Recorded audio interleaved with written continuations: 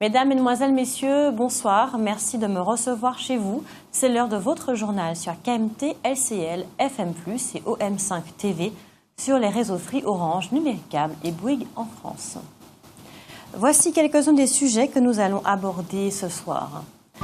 La douleur est terrible pour les proches de Brittany, l'adolescente de 15 ans qui s'est suicidée dimanche 9 octobre. Une enquête est en cours. Ce mardi, à l'Assemblée nationale, les députés ont voté le projet de loi sur l'égalité réelle outre-mer. 314 voix pour, 140 contre.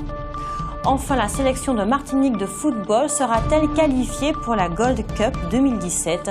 Nous le saurons bientôt, car elle affronte en ce moment même l'équipe de Trinidad au stade Pierre-Aliquer de Dillon. Nous vous en parlions hier, lundi. Brittany, une adolescente de 15 ans, a mis fin à ses jours dimanche 9 octobre au quartier Torail à Rivière-Salée. La douleur des proches est, comme vous pouvez l'imaginer, très vive. L'environnement scolaire de l'adolescente qui fréquentait le CFA de Rivière-Salée est mis en question, mais c'est à l'enquête en cours d'établir les circonstances exactes de ce drame. Hervé Lauréotte, le président de la Chambre des métiers, a appelé au calme en attendant les conclusions de l'enquête. Rappelons qu'il existe en Martinique une plateforme d'écoute téléphonique pour ceux qui ont besoin d'être entendus. Elle est mise en place par l'association SOS Crise et joignable tous les jours de midi à 22h au 05 96 42 00 00 05 96 42 00 00. Les employés du CAMS, le Centre d'action médico-sociale du Lamentin, continuent leur mouvement de grève entamé le 19 septembre. Ils protestent contre la vétusté de leur lieu actuel de travail qui présenterait d'importantes défaillances en termes d'hygiène et de sécurité. Le CHUM leur a proposé un transfert vers l'hôpital de Montgovulcin, mais le personnel a une fois encore trouvé le site inapproprié. Rappelons que le CAMS prend en charge des enfants handicapés âgés de moins de 6 ans.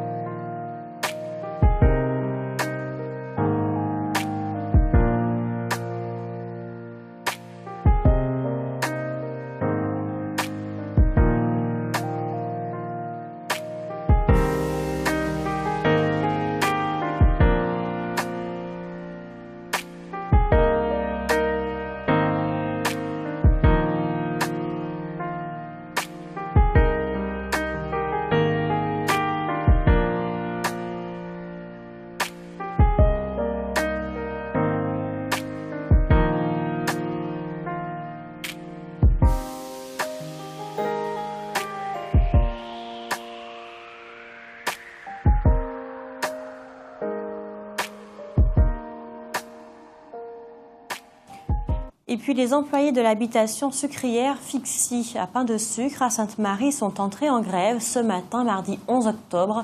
Ils dénoncent les mauvaises conditions de travail ainsi que le non-versement des salaires. Mercredi 5 octobre, dans le cadre de la Semaine bleue dédiée aux personnes âgées, l'association des clubs des aînés organisait une manifestation sur la place Fabien, près de la cour Périnon à Fort-de-France. En référence au thème choisi, à tout âge faire société, des animatrices ont invité les seniors membres du club, des élèves d'une école primaire, mais aussi l'ensemble des passants présents à venir contribuer à la création d'une grande fresque. Une véritable création artistique intergénérationnelle que les organisateurs espèrent bien voir exposée à l'hôtel de ville. Chacun y allant de son coup de pinceau, c'est un surprenant tableau qui s'est peu à peu dessiné sur le grand support blanc.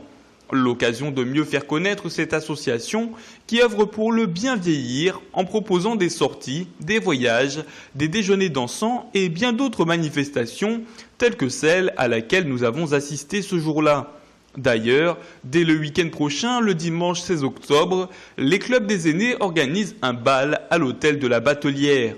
Si l'on en croit la devise de l'association « Tolérance, sagesse, respect », c'est une ambiance des plus conviviales qui attend les participants. Toujours dans le cadre de la Semaine Bleue, la semaine dernière, l'association lamantinoise DALC 2000 a mis en place une exposition retraçant la vie d'antan. La DALC 2000 est l'association détente, animation, loisirs et culture qui œuvre à la préservation de notre patrimoine. Du 4 au 8 novembre, les membres de l'association ont investi le hall de l'hôtel de ville du Lamentin pour faire découvrir au public la vie d'antan à travers l'exposition d'objets anciens, des objets divers, des ustensiles de cuisine, des objets de communication, des têtes coiffées. Finalement, tout ce que nos aînés utilisaient pour vivre au quotidien. Cette exposition invitait les visiteurs à découvrir ou à se remémorer des souvenirs d'enfance. Des élèves de CM2 de l'école primaire Place d'Armes ont pu visiter cette exposition. Une fois de plus, il s'agissait de créer un lien intergénérationnel grâce à l'immersion dans ce qu'était la réalité de nos aînés. Et si l'on revient quelques années en arrière, il y a une trentaine d'années plus précisément, c'était une véritable galère de se procurer de la glace, notamment lorsqu'il s'agissait d'une grande fête ou d'une sortie au bord de mer ou à la campagne. C'est vrai, il n'y avait à Fort-de-France qu'un seul distributeur qui se trouvait à Pont-de-Chêne. On faisait donc des queues interminables pour se faire servir, qui en quart de barre de glace, qui une demi-barre, qui une barre entière. Et puis, les choses ont brusquement changé. À l'occasion de voyages à l'extérieur, des Martiniquais, des Békés en l'occurrence, ont découvert les distributeurs de glaçons. Ils les ont importés en Martinique et cela a connu le succès que l'on sait, le succès que l'on voit. Mais voilà que d'autres Martiniquais, des Békés là aussi, deux de Jam et un Pori, ont décidé de s'attaquer à ce marché où un seul distributeur règne en maître depuis 30 ans. Ils se sont, semble-t-il, associés avec Total et dans ces stations, ils proposent désormais nuit et jour, 7 jours sur 7, en libre service, des sachets de glaçons. Pour cela, ils ont acquis en exclusivité sur la Martinique la franchise Couleur Ice.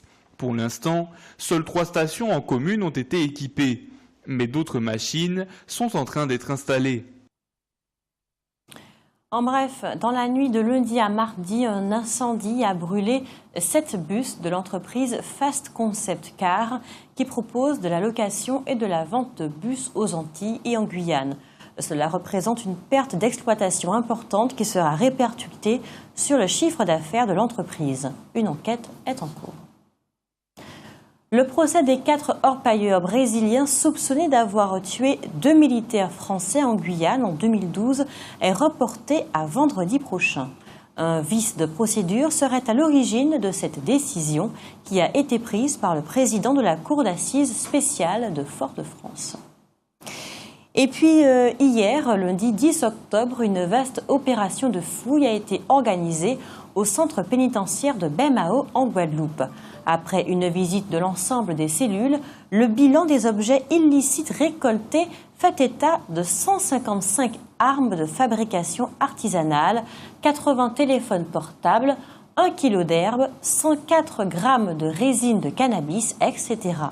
Pas moins de 60 surveillants et 110 gendarmes ont participé à cette opération. C'est en Guadeloupe et pas en Martinique que va se tenir la 25e édition des rencontres interrégionales des langues et des cultures régionales. On ne sait pas ce qu'en pensent les ayatollahs du créole en Martinique.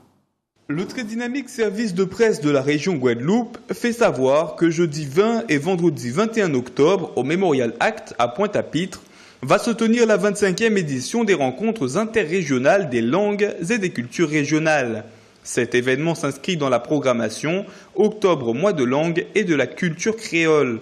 Organisé par le Conseil de la culture, de l'éducation et de l'environnement de la Guadeloupe, ce rassemblement annuel a pour but de favoriser l'échange entre les différentes délégations des régions françaises et des Outre-mer autour de la valorisation et de la sauvegarde des langues régionales.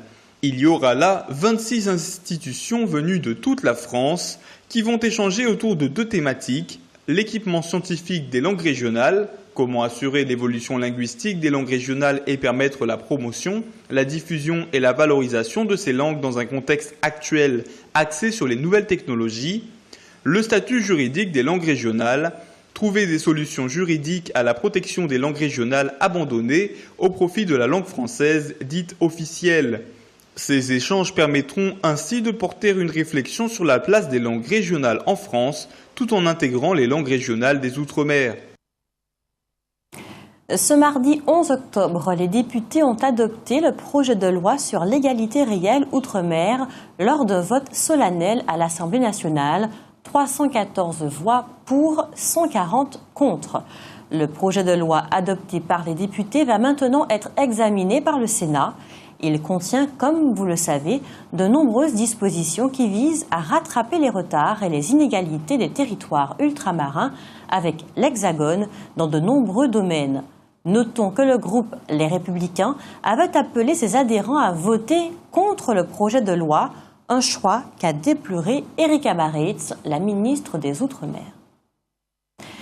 À l'occasion d'un débat sur la loi pour l'égalité réelle des Outre-mer, Bernard Stirn, un haut fonctionnaire de l'État, n'a pas hésité à citer Aimé Césaire. Les Martiniquais ont bien entendu connu Olivier Stirn, qui fut ministre des Outre-mer lorsque Valéry Giscard d'Estaing était président de la République. Olivier Stirn a un frère qui s'appelle Bernard Stirn et qui est président de la section du contentieux du Conseil d'État. C'est donc un très haut fonctionnaire.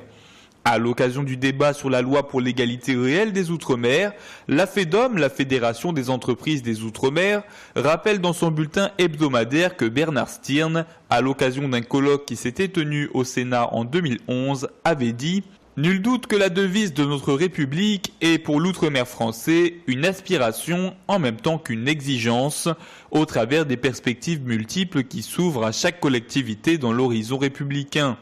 Notre devise républicaine vaut sans partage pour l'outre-mer comme pour la métropole. La liberté, l'égalité, la fraternité inclut ainsi le thème cher à Aimé Césaire de l'identité. On a longtemps parlé d'autosuffisance alimentaire et on en parle encore sans que d'ailleurs rien, en réalité, ne soit mis en œuvre pour la réaliser.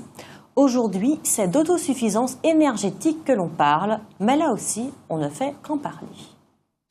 De plus en plus de villes de par le monde visent l'autosuffisance énergétique en utilisant 100% d'énergie renouvelable.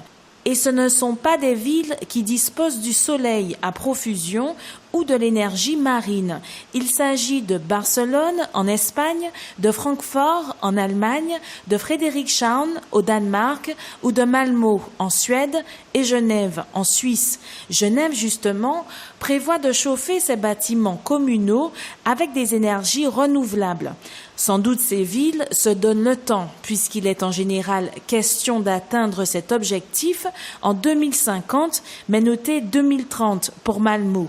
Reste que même si c'est une échéance relativement lointaine, l'objectif et la volonté sont là. On n'entend parler de rien de ce genre pour aucune ville de Martinique, bien que nous ayons acquis l'habilitation énergie.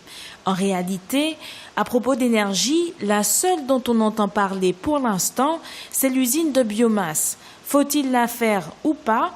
Tel est le débat, mais aucune solution de substitution éventuelle n'est proposée.